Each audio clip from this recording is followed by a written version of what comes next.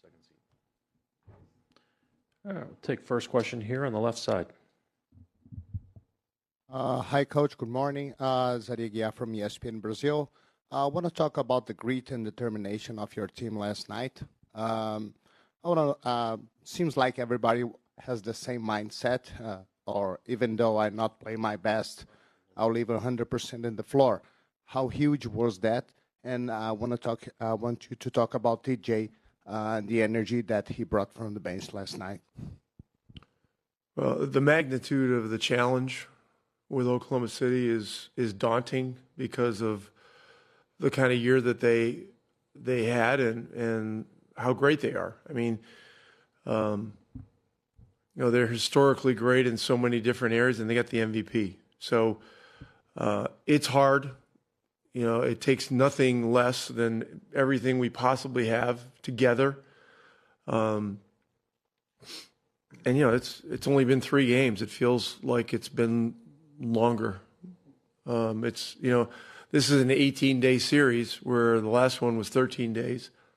And so with how it's stretched out, it's a long haul. But we need everybody. We need everybody to put everything they have into it. That's how we've gotten to the finals. Jenny up front. Jenny Carlson with the Oklahoman. Rick, TJ and Alex, both a couple guys that have made their way in the NBA. What has impressed you just about the way that, they've not only played well, but changed all 3 games in different ways? What's impressed you about those 2 guys? They're both self-made guys. They've overcome a lot. I mentioned this last week. We had Alex Caruso in one of our free agent camps in Dallas. I don't even remember what year it was, but he hadn't even gotten into the league yet. He may have played internationally or something like that, and he had a good 2 or 3 days, but we didn't even bring him to the summer league or ask him to summer league. And so some of these guys that go under the radar have that level of grit and determination that is able to get them to the league and to get them some longevity and high impact. And both of these guys are examples of that. Joe, can I ask you another Coaches Association question? You can try. There's been some wild reports out there the last couple of days about the Knicks asking for permission to interview all these coaches who already have jobs with other teams. And I wonder if there is a stance from the Coaches Association about this very thing, about going after head coaches who are already employed by other teams.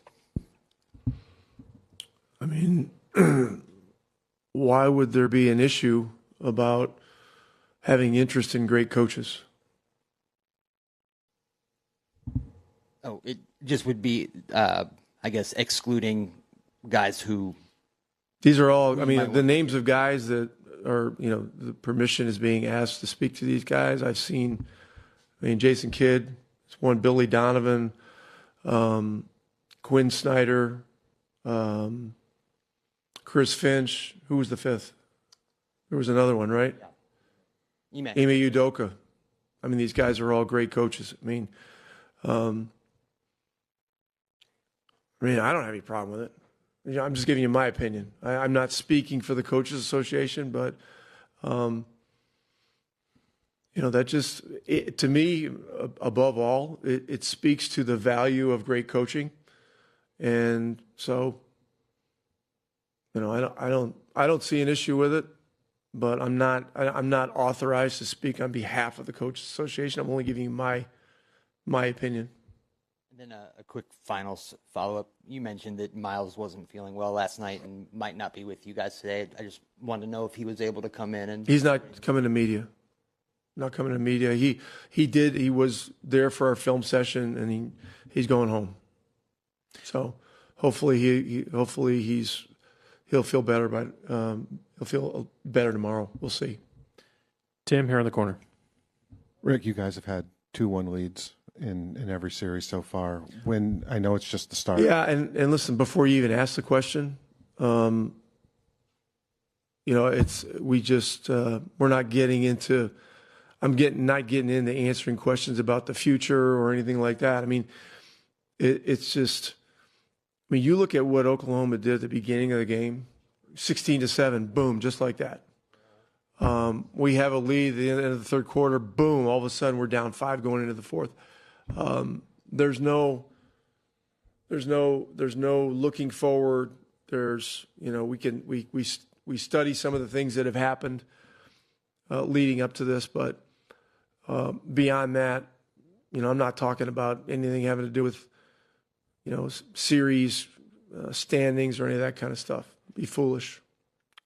If you have another question, I'm proud that it wasn't a looking forward question then, what I was going to ask you. The human condition being what it is it about this group that it does not relax in that situation? When it has a lead, it comes out and keeps playing the same way. That's the challenge before us right now is to maintain and you know, it's got to be a killer edge to beat these guys. I mean, we're going to be an underdog in every game in this series. You know, it was 10.5 in the first 2 games, 5.5 these last night, and then tomorrow. It's a daunting challenge.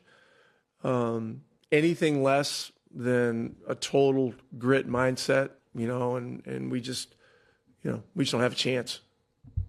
Dustin, towards the back left. Rick, you've talked in the past about this team having a lot of leaders and basically everybody having kind of a voice in that. How do guys that are maybe younger, maybe quieter, guys like Andrew, Aaron, Ben Mather, and Ben Shepherd, how do those guys fit into that scenario, and how have you seen them step up in, you know, during this playoff run? Well, we communicate a lot with our players, you know, and you know, guys that aren't necessarily the overt, you know, vocal leaders by nature, you know, we try to pull it out of them, you know, in the room. And you know, some certain players, like Pascal is an example of a guy that has a lot of experience. He's a leader by nature. And so, you know, at the appropriate times, he's always there to make an observation, to talk to the team about experiences that he's had, things, cautionary things to avoid, those kinds of things. But look, we've got great guys. I know Oklahoma's got great guys on their team. You can just tell. I mean, tell they're top shelf character people. That's one of the great features of this series, just the competitive integrity, I think, on both sides. But the challenge is massive. Thank you, Coach.